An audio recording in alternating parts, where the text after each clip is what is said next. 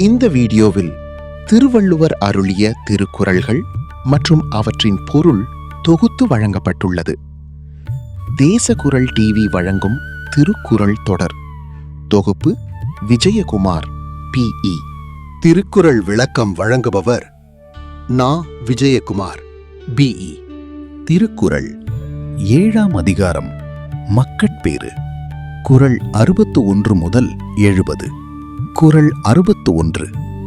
பெருமவற்றுள் யாம் அறிவது இல்லை, அறிவறிந்த மக்கட்பேறு அல்ல பிற.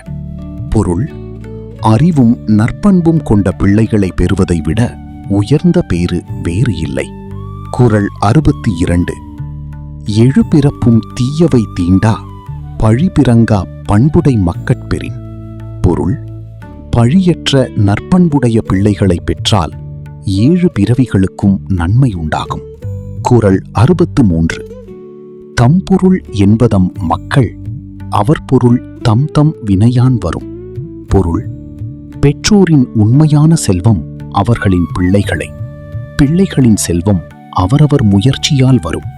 குறள் 64. அமிழ்தினும் ஆற்ற இனிதே, தம் மக்கள் சிறுகை அளாவிய கூழ்.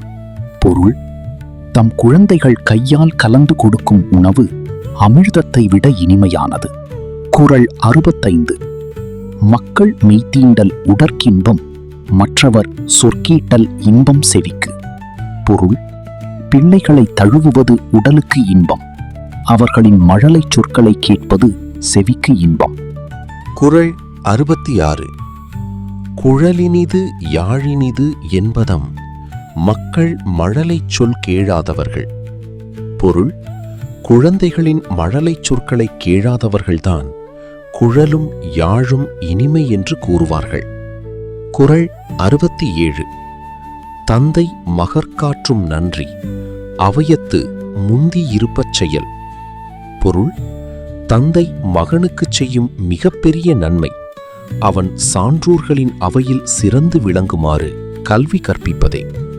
குறள் 68. தம்மின் தம் மக்கள் அறிவுடைமை, மாநிலத்து மண்ணுயிர்க்கு எல்லாம் இனிது. பொருள்: தம் பிள்ளைகள் அறிவுடன் விளங்குவது பெற்றோருக்கு மட்டுமல்ல, உலகத்தாருக்கும் மகிழ்ச்சி தரும். குறள் 69. ஈன்ற பொழுதின் பெரிதுவக்கும், தன் மகனை சான்றோன் எனக் கேட்ட தாய். பொருள்: மகன் சான்றோன் என்று பிறர் பாராட்டுவதை கேட்கும் தாய் அவனை பெற்ற மகிழ்ச்சியை விட அதிக மகிழ்ச்சி அடைவாள். குறள் 70. மகன் தந்தைக்கு ஆற்றும் உதவி, இவன் தந்தை எண்ணூற்றான் கொல் எனும் சொல். பொருள்: இவனை போன்ற மகனை பெற இவன் தந்தை என்ன தவம் செய்தான் என்று பிறர் வியக்கும் அளவுக்கு வாழ்வதே மகன் தந்தைக்கு செய்யும் சிறந்த உதவி. தொகுப்பு மற்றும் வழங்கல் நா. விஜயகுமார் BE.